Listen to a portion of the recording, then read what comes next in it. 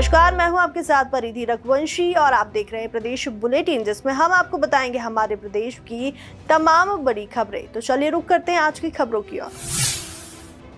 चुनाव आयोग द्वारा राज्य के सभी जिलों में रखी गई ईवीएम मशीनों की सुरक्षा तथा रखरखाव का जायजा लिया जा रहा है। उसी तारतम्य में भोपाल जिले की ईवीएम जो अरेरा हिल्स स्थित पुरानी जेल में रखी गई है, उसका जायजा लिया गया। भोपाल कलेक्टर तथा निर्वाचन आयुक्त के अनुपम राजन द्वारा सुरक्षा तथा मतगणना संबंधी जानकारी दी गई है। उन्होंने कहा है कि स्ट्रांग रूम की सीसीटीवी के माध्यम से लगातार निगरानी रखी जा रही है। स्ट्रांग रूम में पोल्ड ईवीएम रखी हुई हैं। मतगणना स्थल की तैयारियां चल रही हैं। 3 तारीख को काउंटिंग है। उसी सिलसिले में हम लोग देख रहे हैं। कल मैं रायसेन और विदिशा का स्ट्रांग रूम देखा और काउंटिंग सेंटर देखा। आज भी भोपाल का देखा। व्यवस्थाएं ठीक हैं। सेंट्रल फोर्सेज लगी हुई हैं। लॉगबुक मेंटेन हो रही है और जो काउंटिंग हॉल्स हैं उनमें अभी व्यवस्था चल रही है, काम चल रहा है। हर जो विधानसभा की काउंटिंग होती है उसमें 14 टेबलें होती हैं और उन 14 टेबल पे जो काउंटिंग एजेंट्स होते हैं वो भी वहाँ होते हैं, कैंडिडेट भी होते हैं, उनके इलेक्शन एजेंट होते हैं और काउंटिंग टीम होती है। तो पूरी तैयारी चल रही है और हम लोग सभी जगह पूरे राज्य में सभी जिला मुख्यालयों पे स्ट्रांग रूम पूर्णतः सुरक्षित हैं। तो बात है कि हमारे जो 3 अलग अलग कार्य निकल कर आए थे उन पर सभी लोग हम लोग अलग अलग तरीके से काम कर रहे हैं और चाहे वाहनों से निकलने वाला धुआं हो उस पर पीयूसी के माध्यम से कंट्रोल करने की कोशिश कर रहे हैं।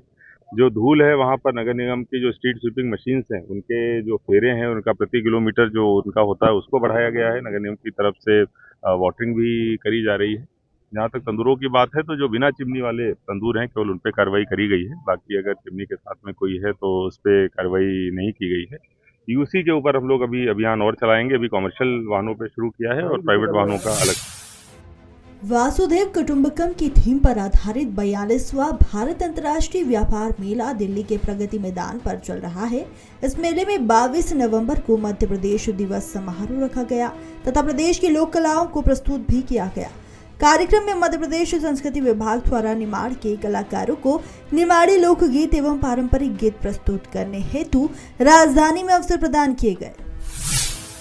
इंदौर के परदेशीपुरा थाना क्षेत्र में रहने वाले मकान मालिक द्वारा नगर निगम में शिकायत की गई थी कि उनके सीवरेज लाइन चौक हो रही है। इसके बाद नगर निगम का कर्मचारी मौके पर पहुंचे और जैसे ही सीवरेज का ढक्कन खोला तो वह चौक जिसमें एक अज्ञात व्यक्ति का शव फंसा हुआ था। ये एक क्लर्क कॉलोनी के पास एक जो चैम्बर होता है वहाँ पर एक डेड बॉडी मिली थी अज्ञात पुरुष की। तो उस आधार पर थाना परदेशीपुरा में 62/23 मर्ग कायम किया जाकर उसकी जांच की गई थी। फिर उसके बाद उसका पीएम कराया गया। तो पीएम रिपोर्ट के आधार पर और अन्य मर्ग जांच पर आए हुए साक्ष्यों के आधार पर फिलहाल अज्ञात जो व्यक्ति का जो शव मिला है उसकी उसके लिए उसकी डेड बॉडी जो मिली है अज्ञात आरोपी के खिलाफ आईपीसी सेक्शन 302 और सच छुपाने के लिए उसको चूंकि चैम्बर में फेंका गया है तो दूसरे एक का मामला अज्ञात आरोपी के खिलाफ पंजीबद्ध कर लिया गया है। उसको आइडेंटिफाइड करने की कोशिश की जा रही है। मध्य प्रदेश में उच्च न्यायालय द्वारा यातायात सुरक्षा को लेकर संज्ञान लेते हुए 50 दिनों तक सख्ती से निगरानी को लेकर यातायात विभाग को आदेश जारी किए हैं, जिसको लेकर अब इंदौर शहर में पुलिस द्वारा 8 स्थान को चिन्हित कर विशेष चेकिंग अभियान चलाया जा रहा है। देखिए, माननीय उच्च न्यायालय ने निर्देश दिए हैं कि 20 तारीख से लेकर 10 तारीख तक यानी 20 नवंबर से लेके 10 जनवरी तक हेलमेट जो नहीं पहनते हैं और जो सीट बेल्ट नहीं लगाते हैं उनके खिलाफ कार्रवाई की जाए। इसके लिए हमने चौराहों पर जगह जगह चेकिंग लगाई है और ख़ास तौर से हमने एक और आपको बताना चाहूँगा कि हमारे ITMS यानी इंटीग्रेटेड ट्रैफिक मैनेजमेंट सिस्टम ने काम करना शुरू कर दिया है।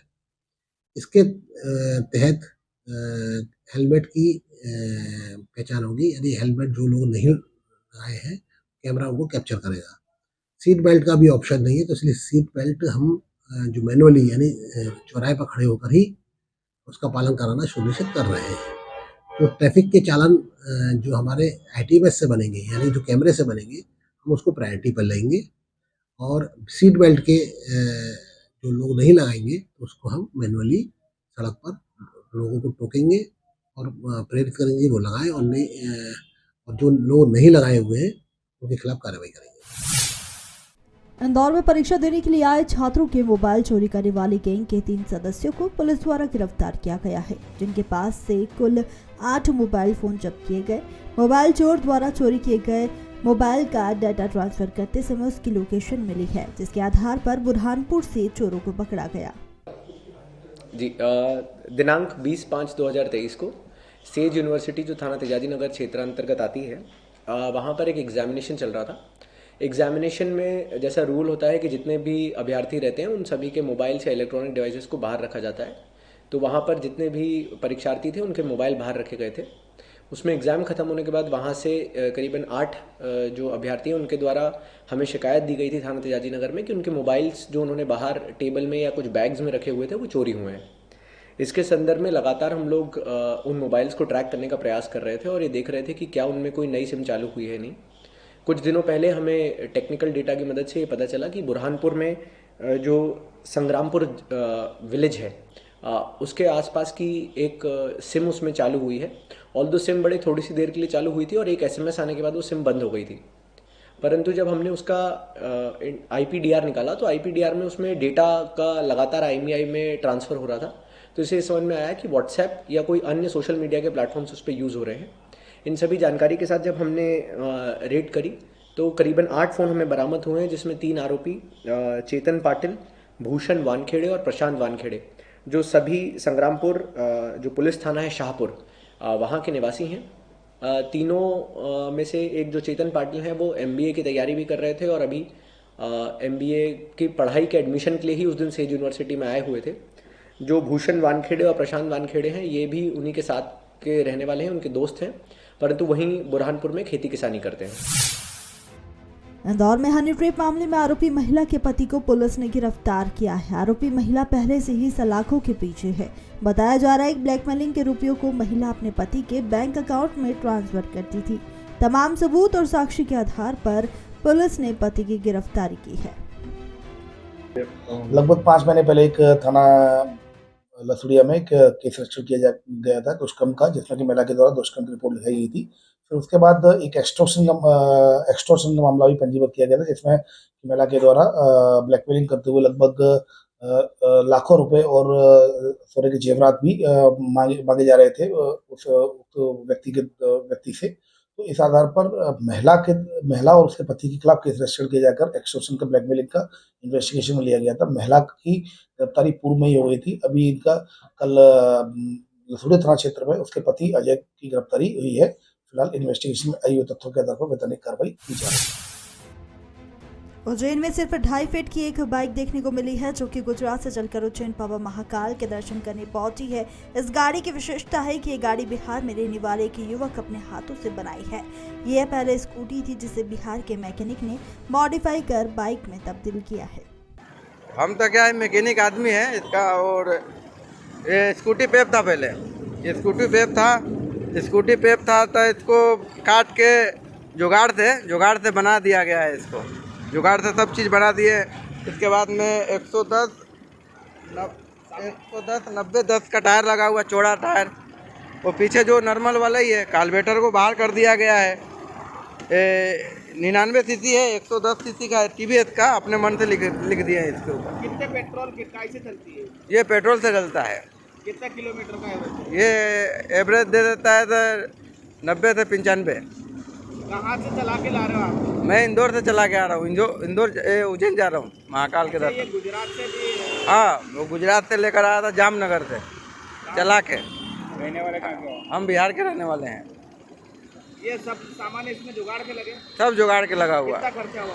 कम से कम 20 से 25 हज़ार रुपये। कितनी सवारी बैठती है?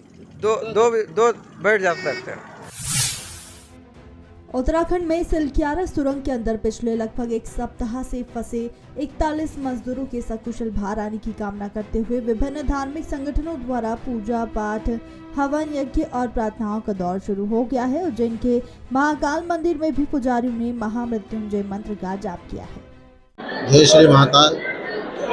एक हफ्ते से ज़्यादा समय से हमारे मजदूर भाई जो उत्तराखंड में टनल में फंसे हुए हैं, आज भगवान महाकालेश्वर से पुनः सभी ब्राह्मणों ने उनकी मंगल काम हेतु, उनके स्वास्थ्य रहे अच्छा, इस कामना हेतु भगवान महाकालेश्वर से प्रार्थना करी है। महामृत्युंजय का जाप करा है और भगवान महाकालेश्वर को जल अर्पण करा है। उनके निमित्त 40 से ज़्यादा जो मजदूर वहाँ पर फंसे हुए हैं, भगवान महाकालेश्वर से यही प्रार्थना है कि वो पुनः अपने परिवार में सकुशल लौटे और जल्द से जल्द ये बचाव कार्य जो चल रहा है ये जल्द से जल्द समाप्त हो, ऐसी भगवान महाकालेश्वर से कामना करी गई है। जय श्री महाकाल। और आज के लिए इतना ही। ऐसी तमाम खबरों को जानने के लिए आप देखते रहिए मृदुभाषी प्रदेश।